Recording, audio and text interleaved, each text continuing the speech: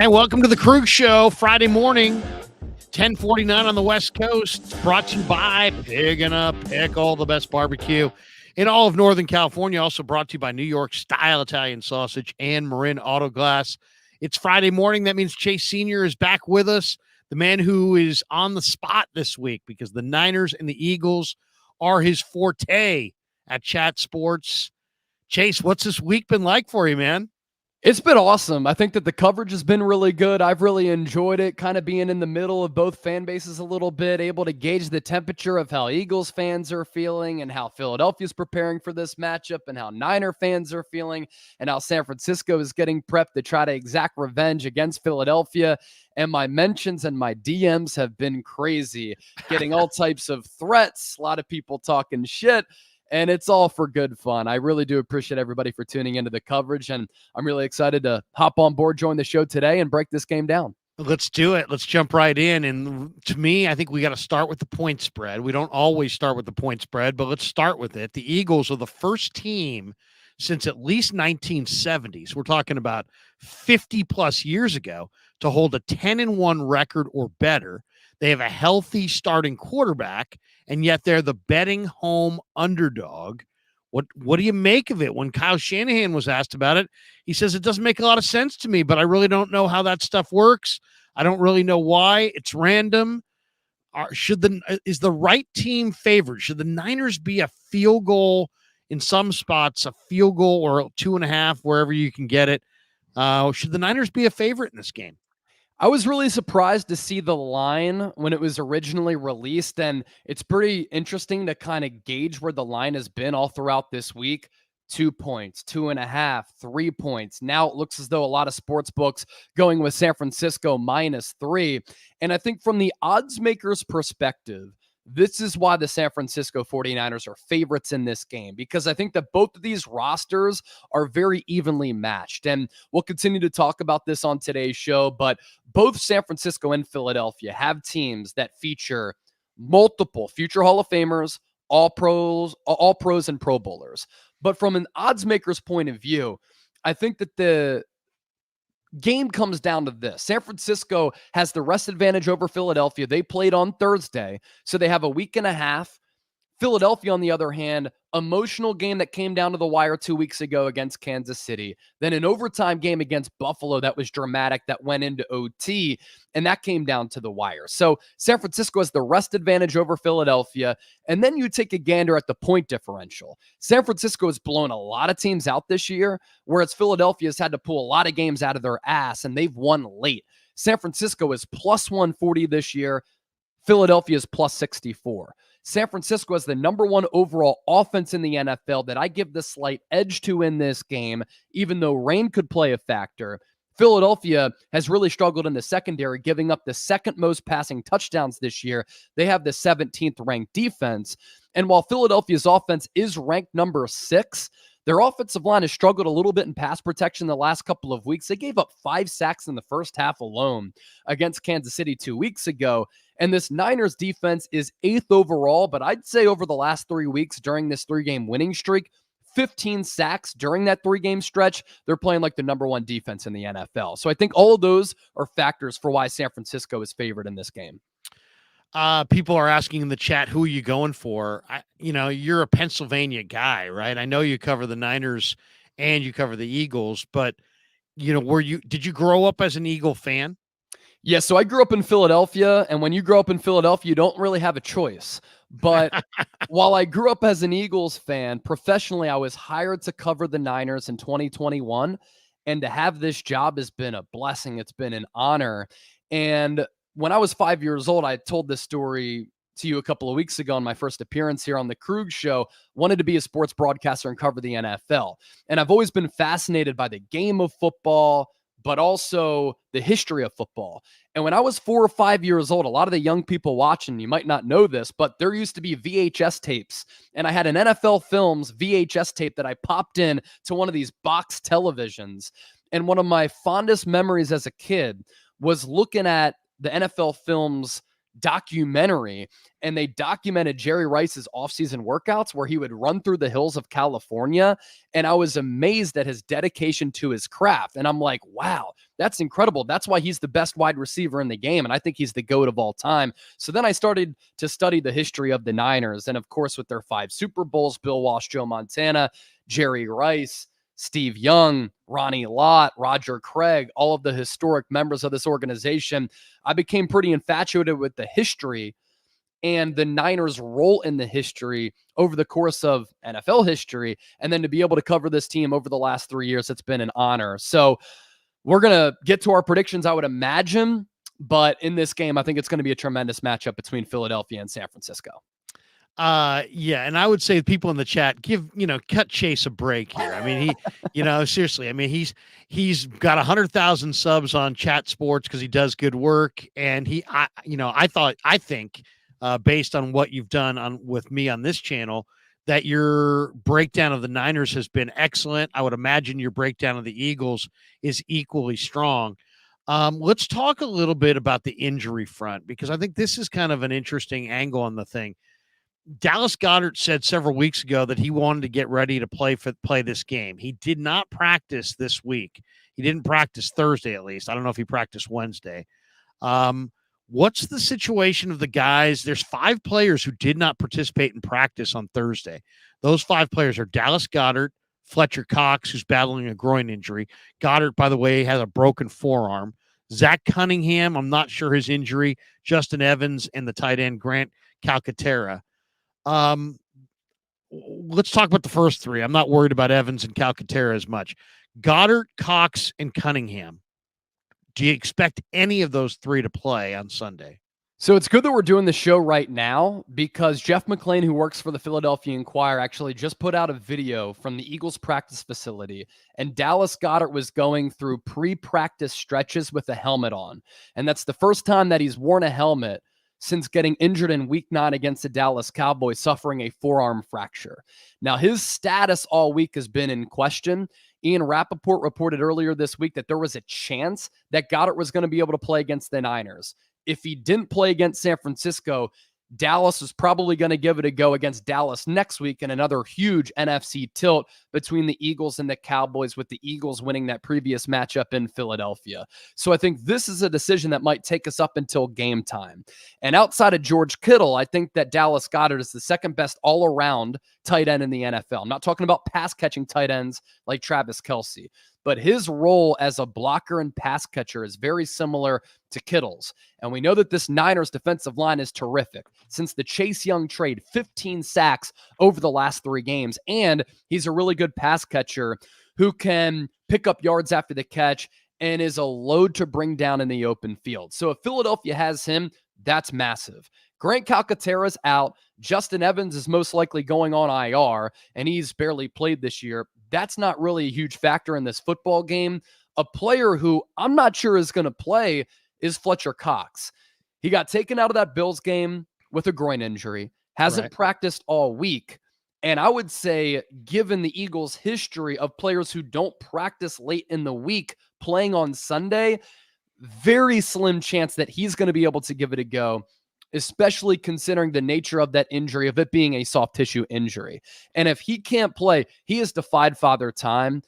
He has been one of the best defensive tackles in the game for a really long time. For this era of football, you're looking at Aaron Donald, Jeffrey Simmons, Chris Jones, and Fletcher Cox as some of the best defensive tackles in the game.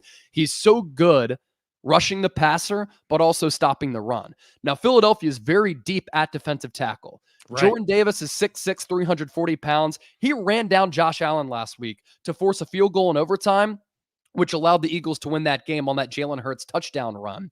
You have Jalen Carter, has been one of the highest graded defensive tackles in the game. Milton Williams, a good backup, but he's coming off a concussion. And then Marlon Tupuolutu is a decent rotational defensive tackle too. So if Fletcher Cox can't go, that's obviously huge, but Philadelphia is still deep at defensive tackle. Milton Williams, concussion, is he going to go? And then Jordan Davis was a limited participant in practice yesterday. I was talking to Jody Mack from IP in Philly on Tuesday. He expects Jordan to play. he looked pretty winded trying to chase down Josh Allen last week, but it didn't seem like he was hurt. He was just getting rest laying there on the sideline. What do you think? Because, when I asked Chris Forster, the Niner offensive line coach, about the Eagles defensive line, the first thing he said is what really stands out to me is that their second team D line can really rush the passer. So what's the status of Milton Williams, who I loved in college? I mean, he's a tremendous athlete, one of the greatest athletes in the league at that size. And then Jordan Davis, who's also an equally spectacular athlete at whatever he weighs, 360, or are those guys going to go? Yeah, with Milton Williams, I think that he could start on a lot of other teams across the NFL at defensive tackle. And once his contract is up, I expect him to be one of those Samson Ebukam type of players who gets a really big deal with another team, who is just kind of under the radar a little bit because of the starters along that defensive line. He has to pass through concussion protocol. So, of course, there's always a process to that. With Jordan Davis, I do expect him to play. And if Fletcher Cox can't go and Jordan Davis does play, or if he's a little bit banged up, that plays a huge role in this football game, Larry. Jordan Davis is 6'6", 340 pounds. He reached 16.5 miles per hour in chasing down Josh Allen on that aforementioned play. Wow. He is so good at stopping the run. And weather is going to play a role most likely in this football game. And if it rains a lot, Philadelphia Eagles have one of the best rush defenses in the NFL.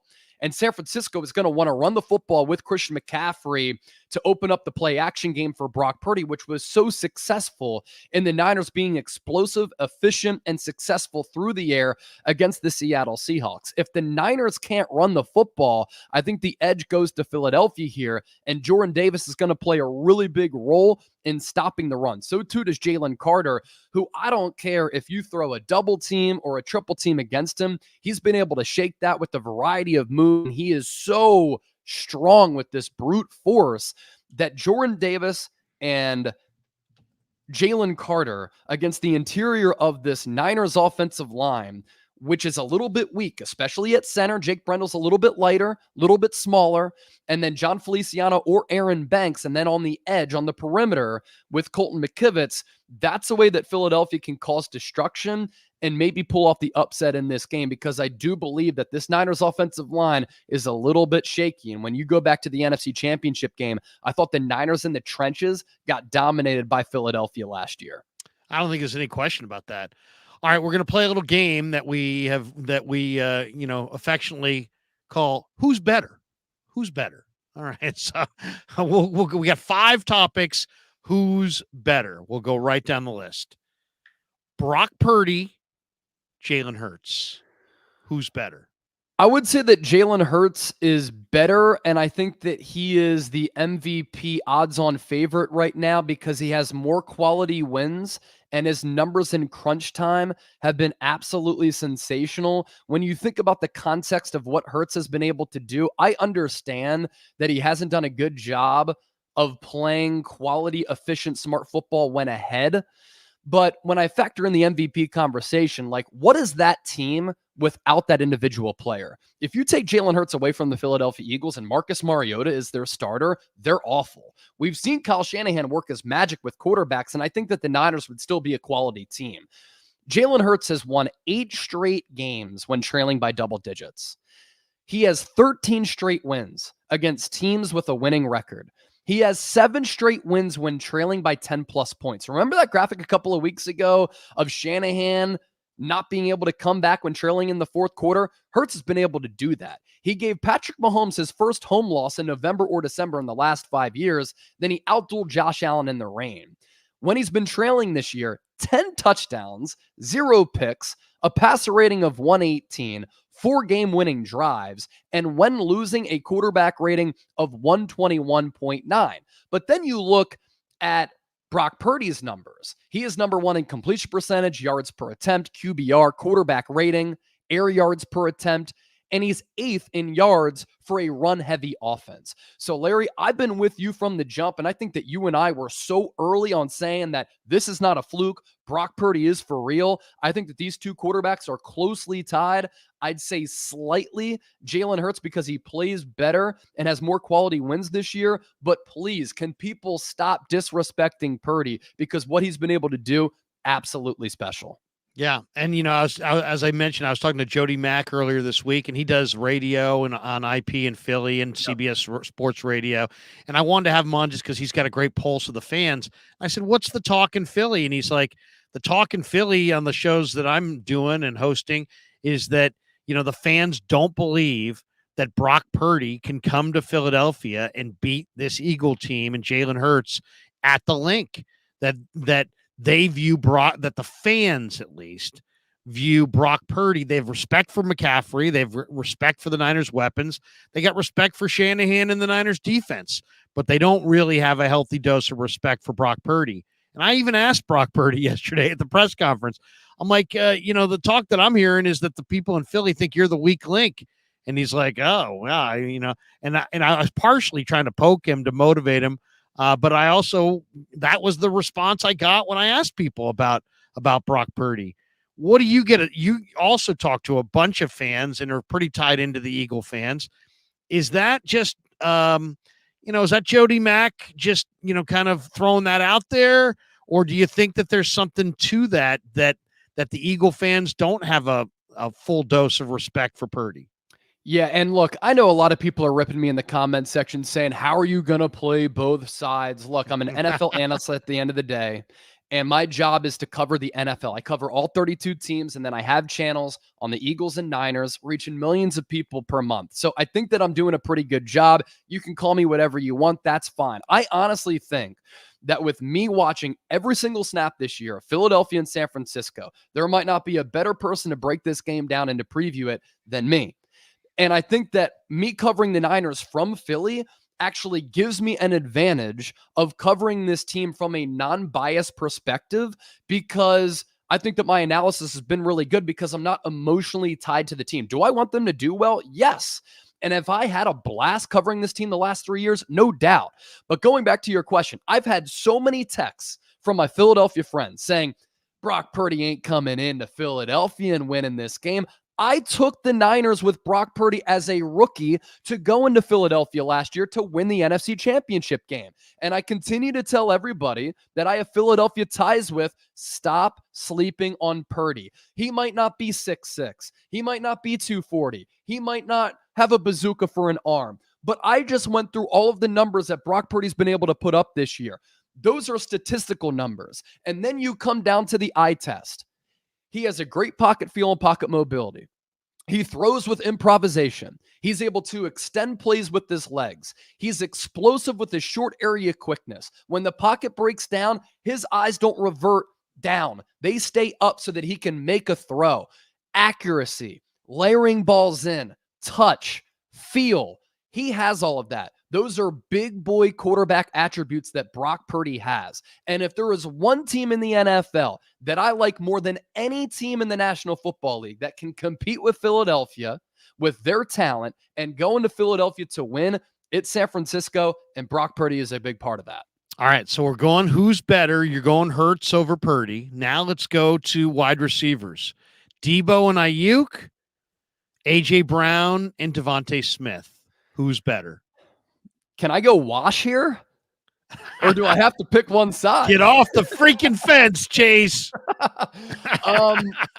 Look, so first of all, and I've said this since last year, I think that Brandon Ayuk is the Niners' best wide receiver. I think that he's better than Deebo Samuel. I think that Deebo Samuel is an all-world player and an all-world weapon and Swiss Army knife who is a game changer. But when it comes down to being a great route runner, having more reliable hands, diversity to the route tree, being a threat from goal line to goal line, not just in the red zone like sometimes Deebo is as a running back or on an end around, Brandon Ayuk is better. So let's say that Brandon Ayuk is the Niners' number one. Is he better than A.J. Brown? I don't think so. A.J. Brown is number 2 in receiving yards this year. He had 1,000 yards receiving going into that Chiefs game a couple of weeks ago. And then Devontae Smith. Is he a better wide receiver than Deebo Samuel? I'd give the slight edge to Devontae Smith, who I think would be a number one on a lot of teams. But when I talk about this matchup being so close with so many premium players and this game being littered with future Hall of Famers, All Pros and Pro Bowlers, both teams are very equal in that. But I like, as a pure wide receiver tandem, I like Devontae Smith and A.J. Brown slightly more than Brandon Ayuk and Deebo Samuel, but it's extremely close. It's on the margins. And I think Deebo being more of that chess piece is what gives the edge to Philadelphia because he's such a unique weapon. If you add in Juwan Jennings and Julio Jones, does it sway you in any direction? Yeah, maybe go Niners. And I think the people have just slept on how good Juwan Jennings has been on the money downs, third and fourth downs. Really, since 2021, Juwan Jennings has been an underrated weapon for this Niners team who consistently comes up massively in the guts of the game, critical moments of the game, and moving the chains. How about that play that he made against Seattle last week? I mean, Mike Tirico's like, and he's not going to get there. And then Chris Collinsworth's like, oh, ho, ho. Like, for him to be able to drag those couple of defenders to move the chains, that was a special play. And Juwan Jennings, I think that he's going to go somewhere else after this year because the team's going to want to pay him, and that'll be a big loss for the Niners. So you got Hurts better than Purdy. You got A.J. Brown and Devontae better than Deebo and Ayuk. I would probably lean towards Hurts and Brown and Smith. I'm probably in agreement. All right, let's go to number 3. Javon Hargrave and the man who replaced him, Jalen Carter. I'll go Hargrave right now just because he's the more experienced player.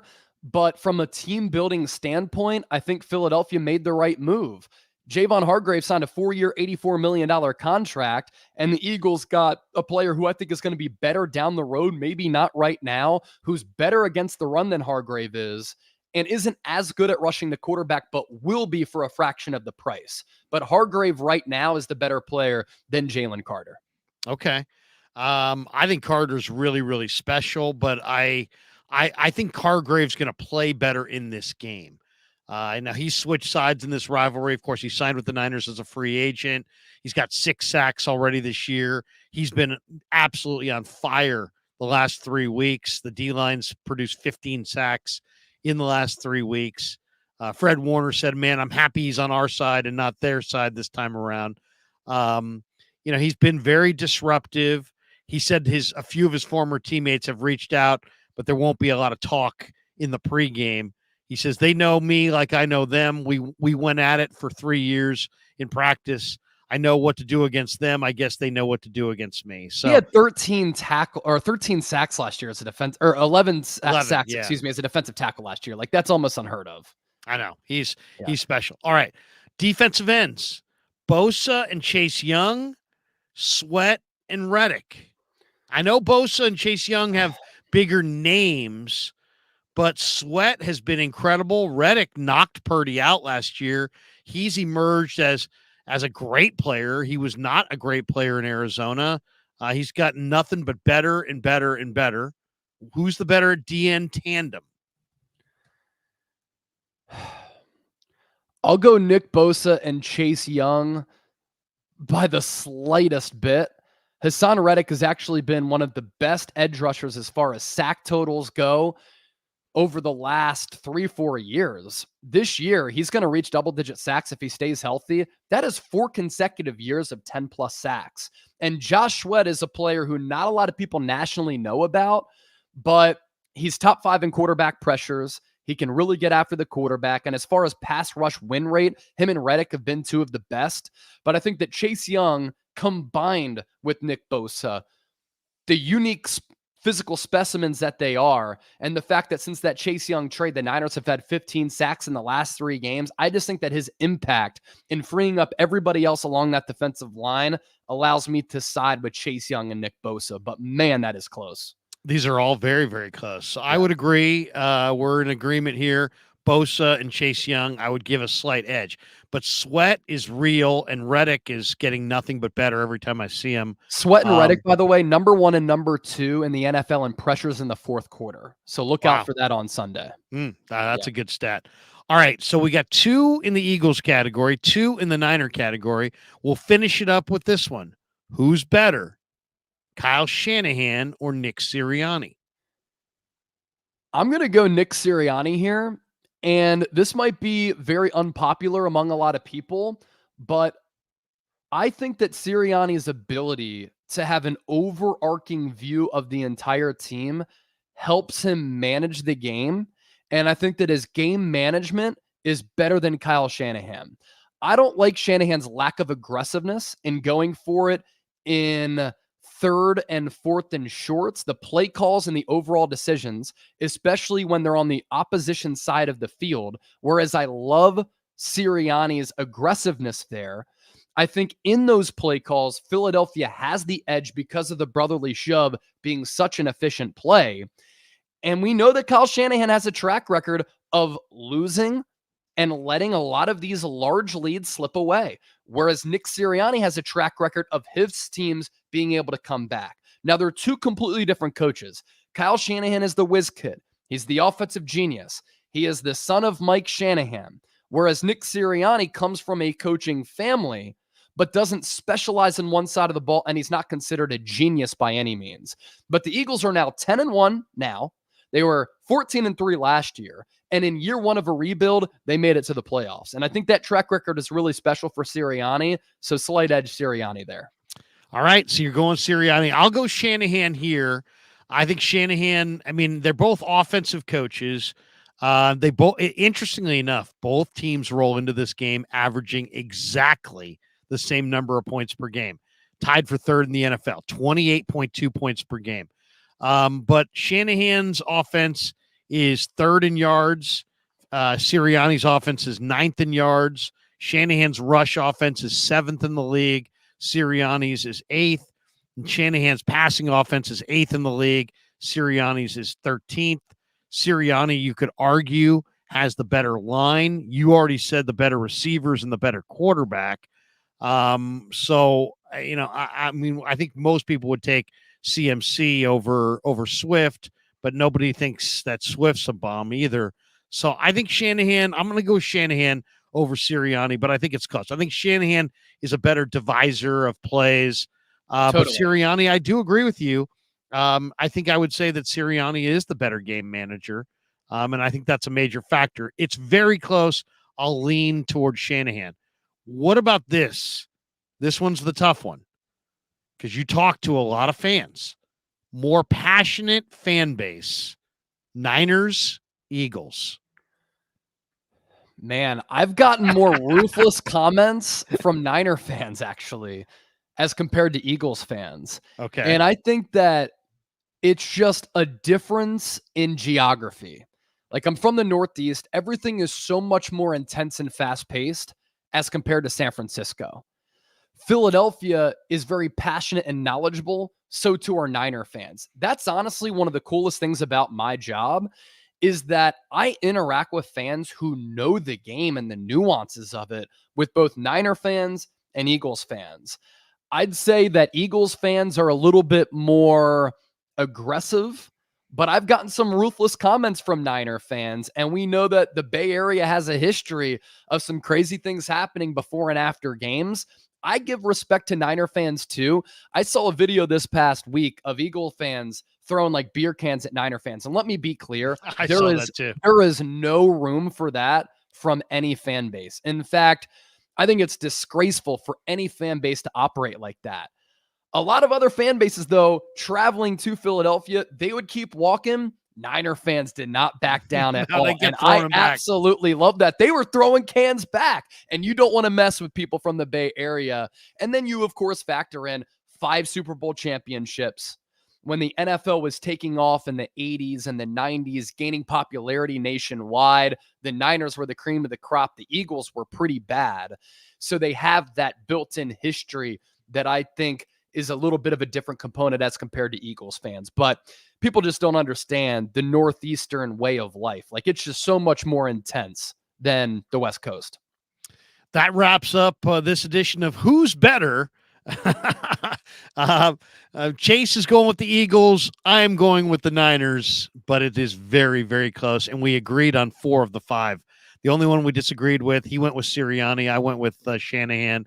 And we'll agree to disagree. All right, let's go to wild card factor. What is the wild card factor in this game in your mind? I have one in mind, but I'd love to hear yours first. Yeah, so there's a couple of things here. And when we were talking about injuries a little bit earlier, Zach Cunningham is going to be out. Nakobe Dean's already on IR. Right. Zach Cunningham is now out. So now the Eagles are going to have a linebacking rotation of Nicholas Morrow, who's giving up a passer rating of like 95 this year.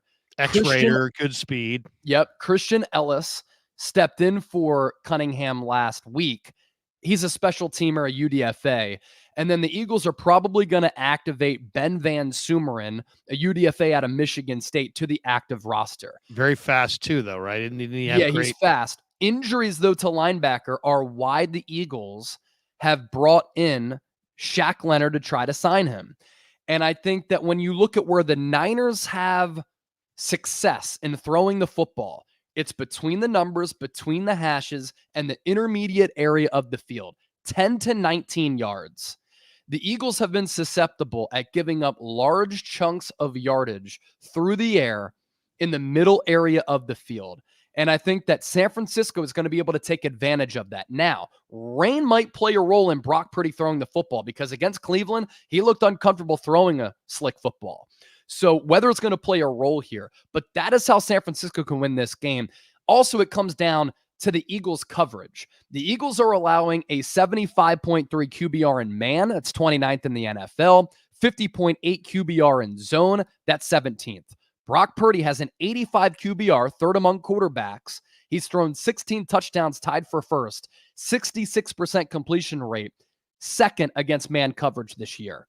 So I think that the Niners are going to be able to take advantage of that, and just the Eagles not being all that good at the linebacker spot. There is also this. The Niners play 21 personnel on 37.4% of their snaps and 22 personnel on 13.1% of their offensive plays. They're 31st in 11 personnel.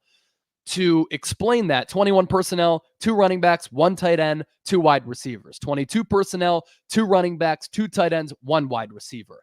That is a way for the Niners to really exploit Philadelphia through the air. That's one of the X factors in this game. I'm going to go with the first drive. Niners have been fast starters this year. They've scored on their opening drive in 8 of their 11 games this season. In fact, they've got 7 touchdowns and 1 field goal for a league best 52 points on the opening drive. It's the 4th highest total for any team through 11 games going back, 20 some odd years, going back to 2000. And then if you look at their losses, 2 of the 49ers' 3 losses this season came after they failed to score on their opening drive. They've been far, far more effective when playing with a lead than playing from behind. And I think that's the X factor. Not that it's going to determine the game, but I think it's very important from the 49ers perspective to get that lead and to score on their first drive. I think that's a major key. What do you think? I agree. What's interesting about this game, too, San Francisco has looked like the best team in football when they've played from ahead. And Kyle Shanahan is so good with the opening script, allowing San Francisco, like you said, to jump out to these early leads. And when San Francisco is able to get the early advantage, they dictate how the game is played. And they're like a snowball going downhill during an avalanche. There's no stopping them because the run game gets going, the pass game gets going, and then they have all these variety of options in George Kittle, Deebo Samuel, Brandon Ayuk, Christian McCaffrey, and Brock Purdy starts to get that confidence, and they're so difficult to stop. So the Niners playing from ahead have been terrific. And then the Philadelphia Eagles have played their best football when they've had to come from behind. And that's when Jalen Hurts has played like an MVP candidate this year when they're facing adversity. So I'm interested to see, Kyle Shanahan, going back to his lack of game management that we talked about, if the Niners get out to an early lead, are they going to be able to maintain that early lead? They have to be able to take a couple of punches from Philadelphia if that's the case, because the second half fury will be there and it'll be real. Yeah, no question. Especially if you watch that Buffalo game, Hurts threw for 33 yards in the first half. He turned it over twice. They looked like they had no momentum at all. You get to the second half, he was near perfect. Yep. I mean, absolutely came alive. It was really something to watch. All right. You mentioned Shaq Leonard. Are they going to sign Shaq Leonard? The other name out there is Zach Ertz. He was released or put through waivers, I should say, by the Cardinals. What are you hearing about Ertz? I mean, J.J. Watt intimated on Twitter that that Ertz would like to play for a contender. He is an Eagle. He went to Monte Vista High School here in Northern California in Danville. So would he prefer to come home and compete for that Super Bowl? Would he like to go back to Philly? I know there was I have some recollection of there being some bad blood between Ertz's agent and Howie Roseman and how things ended there contractually for him. What's your insight on Ertz or Shaq Leonard? Do you expect the Eagles to land either of those guys? And is there any chance they land either of them before Sunday? I don't think that they're going to land them before Sunday on the Leonard front. I think that maybe Ertz could make a decision, and it all depends on what happens with him going through the waiver claim list. Let's start off with Shaq Leonard.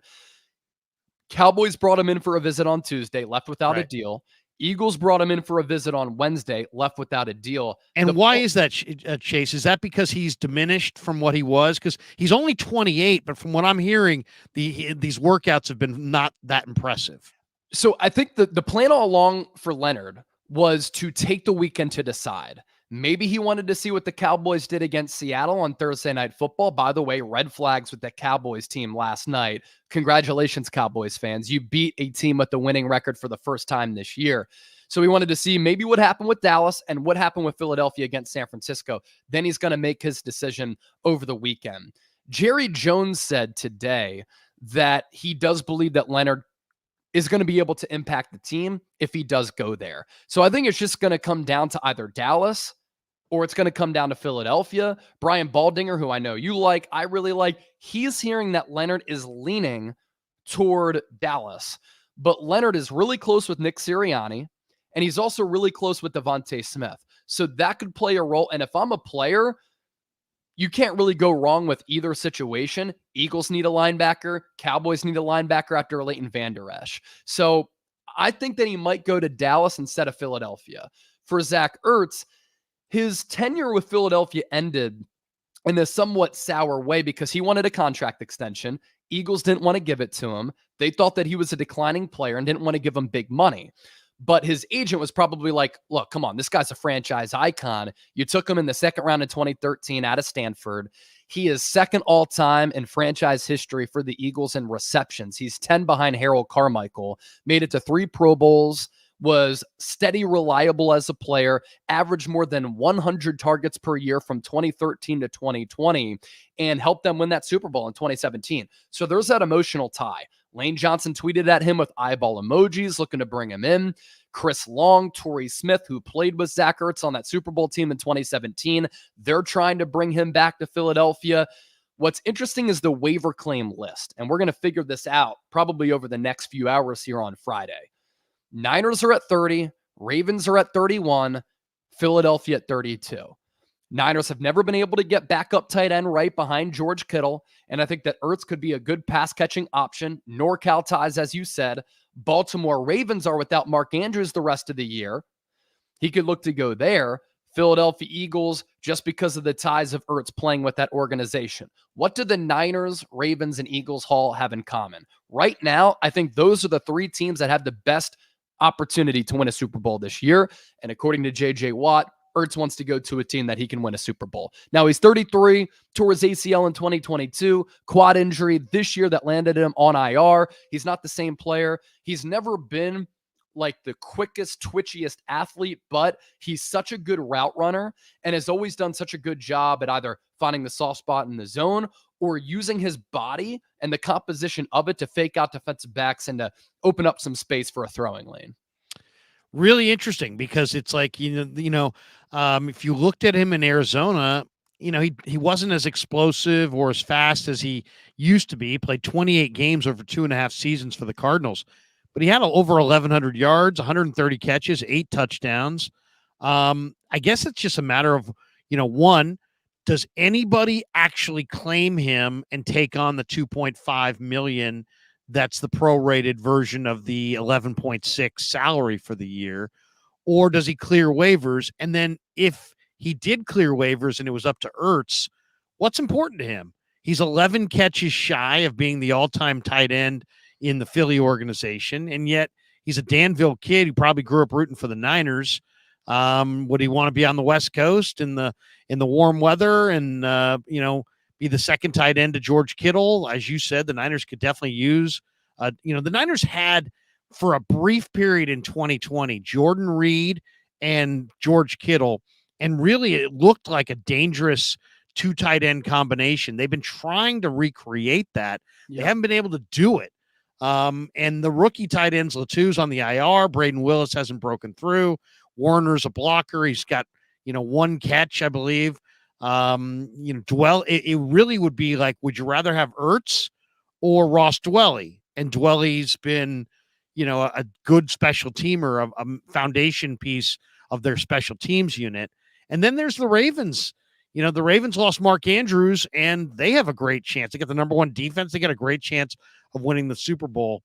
I guess we're going to find out, one, if any of these teams will put in a waiver claim and spend the money. And if not, then it's up to Ertz. And then what does he prefer? Baltimore, Philly, or San Francisco. I got to think that all 3 teams will show some interest. Do you think that the Eagles, where are they on the cap?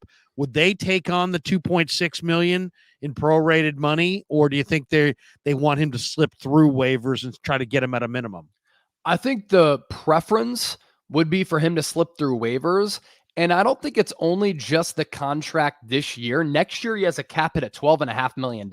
So I think that's prohibitive for the Ravens, for the Niners, and the Eagles. The Eagles don't have a ton of cap space left. I think they're under about $6 million.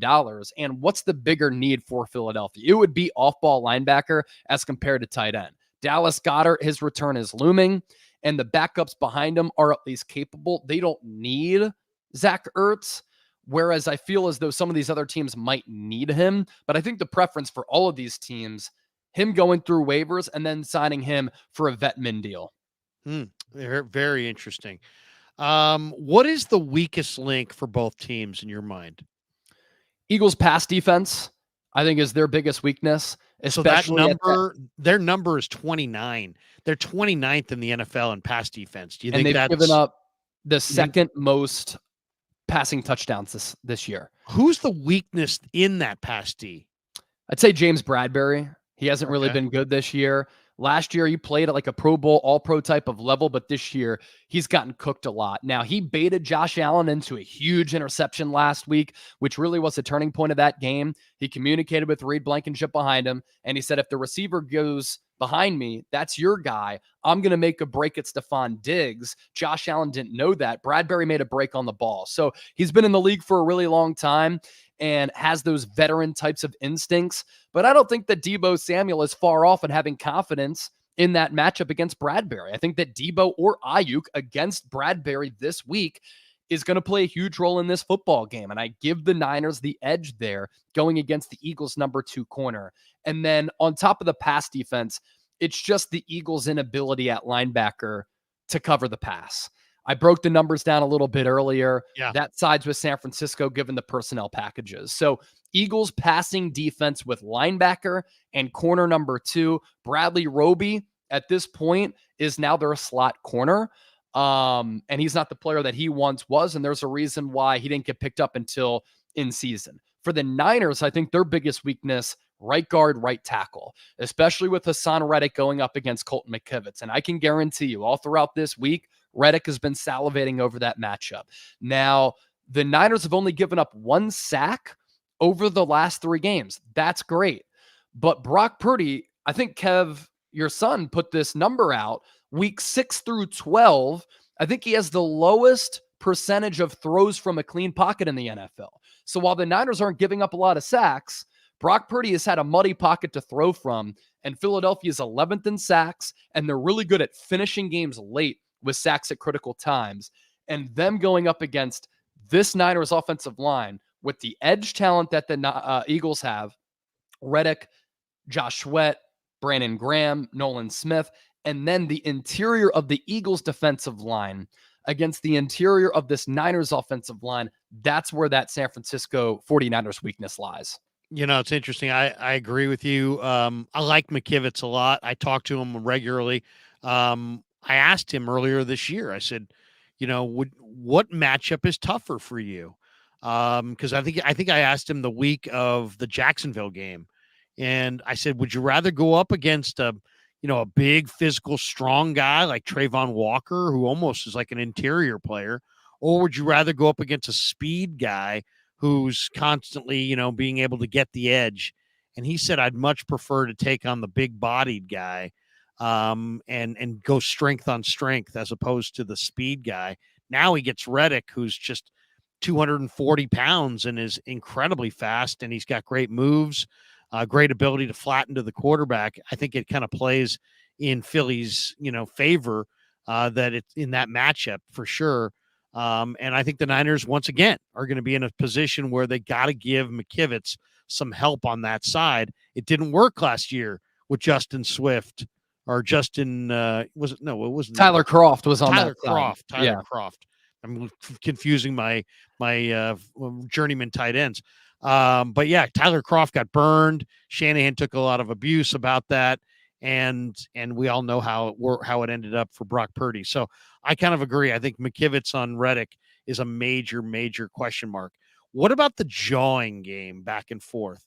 Deebo Samuel called James Bradbury trash, and Philadelphia his most hated opponent. He was asked about it earlier this week. He's like, I'm not taking it back. Then Bradbury had a group of people at his locker asking him about it. He smartly, as the veteran that he is, took the high road. The one thing I notice about Bradbury is Bradbury will gamble. He will try to run the route for the receiver. He'll guess. He'll gamble. I thought he gambled last week against Buffalo in his favor and netted an interception. He's kind of like that guy who can't really hit the fastball anymore, but he's so damn smart that he may cheat and hit one out anyway. And that's what I see with him on the corner. What do you make of the jawing back and forth? Deebo said a lot of trash about Bradbury. Reddick's like boo-hoo. The 49ers are whiners and complainers about last year and the way things went. Is there any impact at all of the jawing, or is it just like seasoning on our steak? See, this is where I think me being in the middle of this thing allows me to have a really good perspective. People in Philadelphia are calling the 49ers 40 whiners. I disagree with Philadelphia's approach to how San Francisco handled that loss. I don't really think that anything that San Francisco said in the aftermath of that game was wrong. The 49ers had an opportunity to make it to the Super Bowl. They're one game away. And think about the adversity that they faced at the quarterback position last year. Trey Lance was their starter, broken ankle, week 2. Jimmy Garoppolo comes in, breaks his foot. Brock Purdy comes in and plays tremendous football and goes 7-0 up until the NFC Championship game. He gets hurt and knocked out of that game. Josh Johnson then comes in the NFC Championship game, knocked out with a concussion. Christian McCaffrey has to come onto the field and play quarterback for the right to go to the Super Bowl. That game was close at halftime. A lot of people forget about that. And the Niners just kind of ran out of steam because they didn't have a quarterback in that second half. If you're a Niner player, can you imagine the human element of this? Shoot, we're one game away. We feel as though we match up really well against Philadelphia, and Christian McCaffrey is our quarterback. So I can understand where San Francisco is coming. And I thought that going into that game, it had everything that we wanted as a football fan, and we were robbed of a potentially great NFC Championship game. So what the Niners said, I thought was justified. And I thought that Philadelphia, the Eagles as well as the city got a little bit sensitive to it. Now, the Eagles fans were sensitive to it because of the lead up to what everybody said prior to that game. You only played the Giants and the injured Niners to make it to the Super Bowl. You're not legit. They should have beaten the Kansas City Chiefs and Patrick Mahomes. So it's almost like they had a scab wound and it was reopened by what some of the Niners said. I love the jawing back and forth. I think that this rivalry is great theater. And I'm hoping that in this game, we're going to be able to see a terrific matchup between the two best teams in the NFL that are the most talented, they're very well coached, and they're so deep. Just look at a list of the players that we're going to see this week. Trent Williams, Fred Warner, Christian McCaffrey, Nick Bosa, George Kittle, Deebo Samuel, Brandon Ayuk, Chase Young, Dre Greenlaw, Brock Purdy, and kickers and punters are people too, Mitch Wishnowsky. How many of those guys are future Hall of Famers? Multiple. And how many are all pro caliber guys? Multiple. On Philadelphia's side, Jason Kelsey, Lane Johnson, Jalen Hurts, A.J. Brown, Devontae Smith, Jordan Mailata, Hassan Reddick, Fletcher Cox, Darius Slay, Jake Elliott, and Kevin Byard. Like, this matchup is terrific. And I think both of these teams know how much this game means. Both squads are trying to play it down. There is so many implications in this game in the NFC playoff picture. Who gets the number one seed and home field advantage? And the trash talk I thought from the Niners was completely justified. I talked to Christian McCaffrey at the Super Bowl. I could tell. He's like, man, we could have been here. And I'm not going to make excuses, but look, we were on Christian McCaffrey having to throw passes in the NFC Championship game. That's why they were frustrated. They have the right to feel that way. It's funny too, because the Eagle fans didn't like the Niners not giving them their flowers, but then they kind of turned around and did the same thing in the Super Bowl about the field conditions. Exactly right. Like, so it's kind of like, well, wait a second. Is it scoreboard or not? If you're going to openly complain about the field conditions against Kansas City, then can't the 49ers openly complain about what if? And I don't even think it was disrespect to Philly. I just think it was the Niners saying how much they believed in their guy, Brock Purdy. And when he went out, their chances went with it. Exactly. All right, a couple last ones before we let you go. And this has been a phenomenal stream so far. We're rapid fire here. What do you think is the more compelling data that the Eagles are 7-1 in one possession games this season, and they're battle tested and they've come from behind and won all these close games and they keep finding ways to win? Is that the compelling data, or is the compelling data the point differential that shows that the 49ers maybe have a bigger, more powerful team when you factor in offense, defense, and everything that goes into it? The Niners have the dominant point differential. They've won games by, big margins. Some people would say that shows that they're the better team. Other people would say, you know what? No, you got to win grimy games in the NFL. You got to find a way to win. And that's the Eagles, and they have the edge. What do you think of those two factors? How are you balancing that out? I think San Francisco, from start to finish this year, has played more consistent football, which is more sustainable. And that's why I think that the Niners can win this game against Philadelphia. And I think that's why they're 3-point favorites going into this game, at least partially, is because they've been consistent, whereas the Eagles all year have been spotty. I can't think of a game in which the Eagles have put together a 60-minute ball game this year.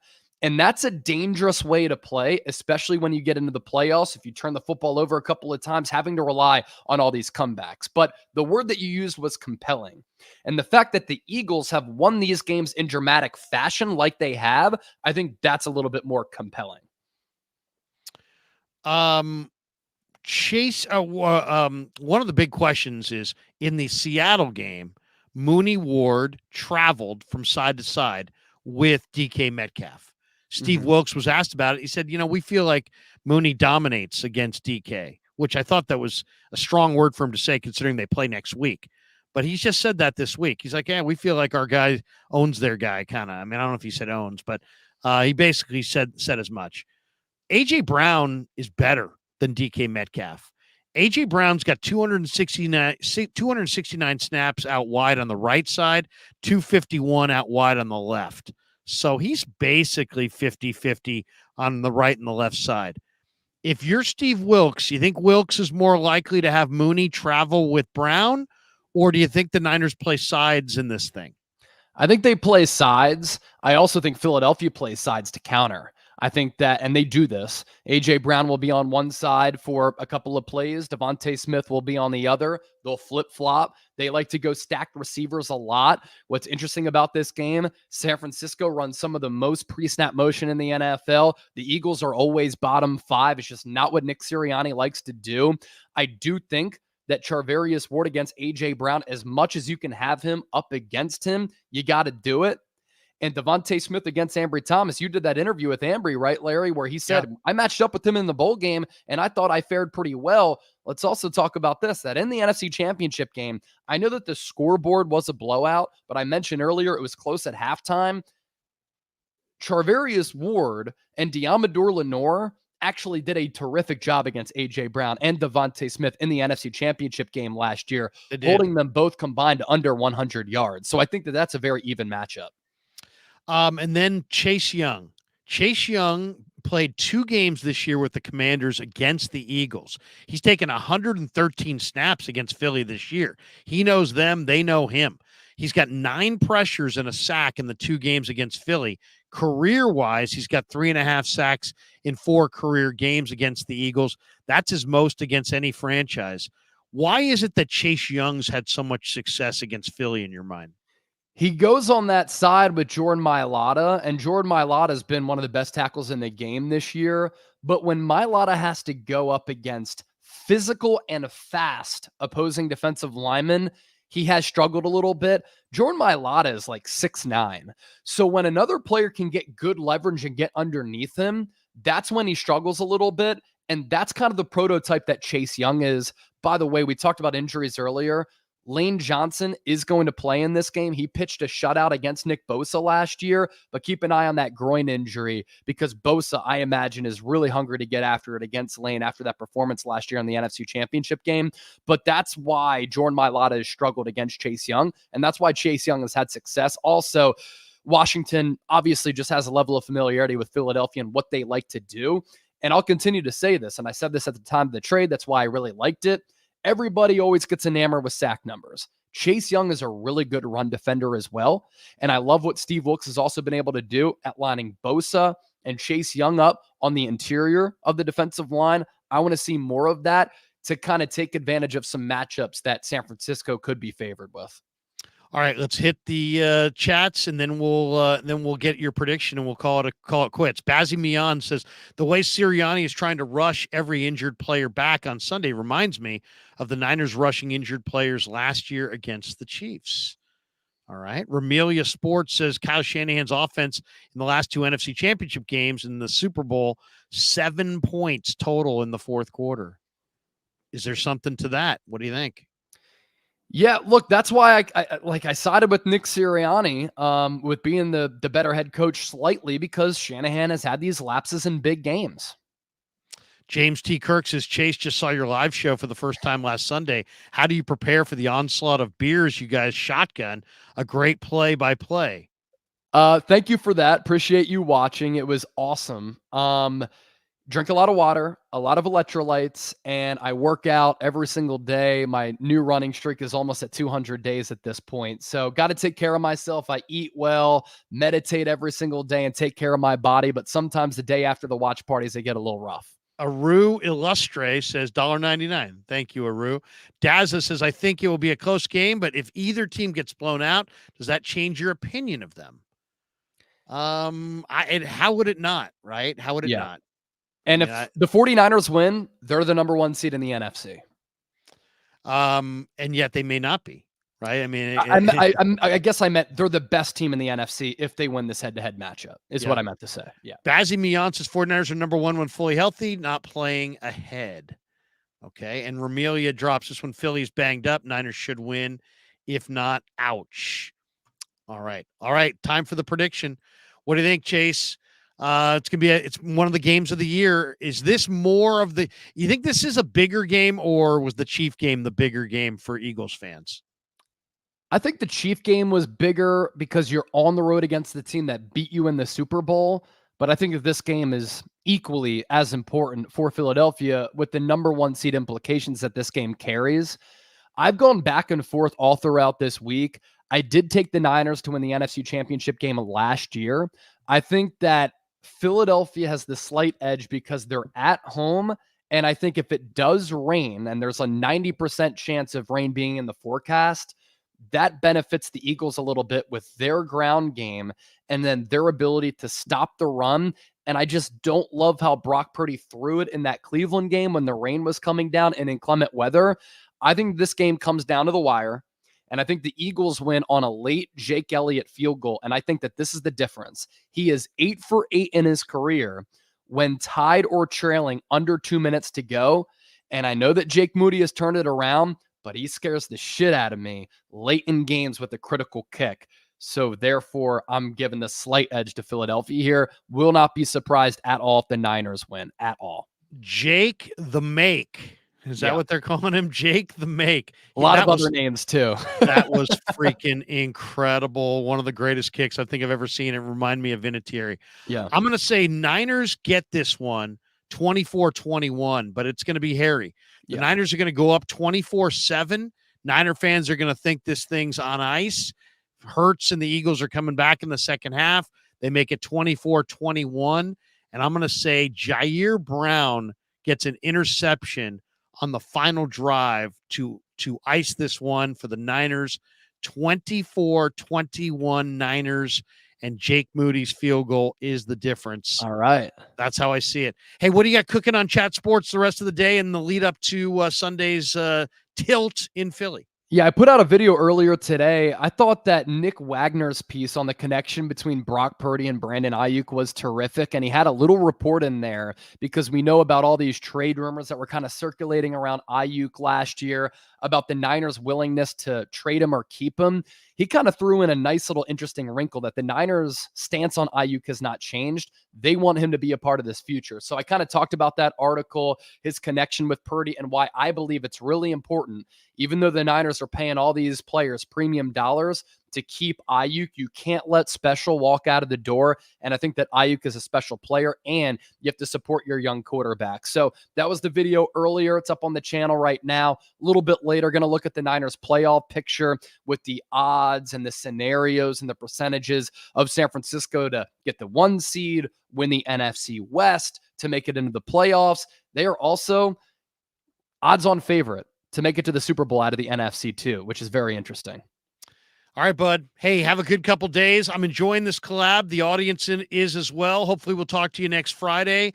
Have a great beer chugging fest throughout the game. Will you be chugging beers during Niners Eagles? Yeah, I'll have a couple of beers, but look, just do you because have I a certain beer of choice? Yingling is my favorite, but that's a difficult one to chug. So if I'm doing like a shotgun, I've actually kind of reverted to Happy Dad, which is a seltzer with some electrolytes in it to keep me hydrated a little bit.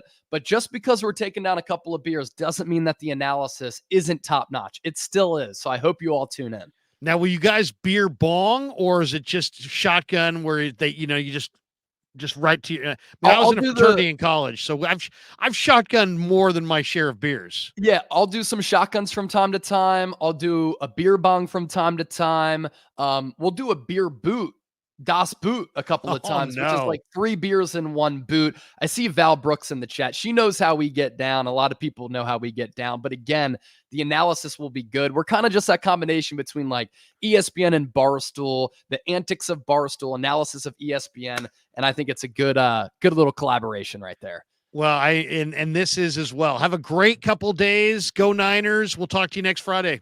Sounds good. Really enjoy the stream. See you, everybody. Take care. Chase Sr. stopping by. Everybody have a great day. Thanks for tuning into the Krueger Show. Peace. Yeah, never met a man I've been scared of. Careful, you won't get exactly what you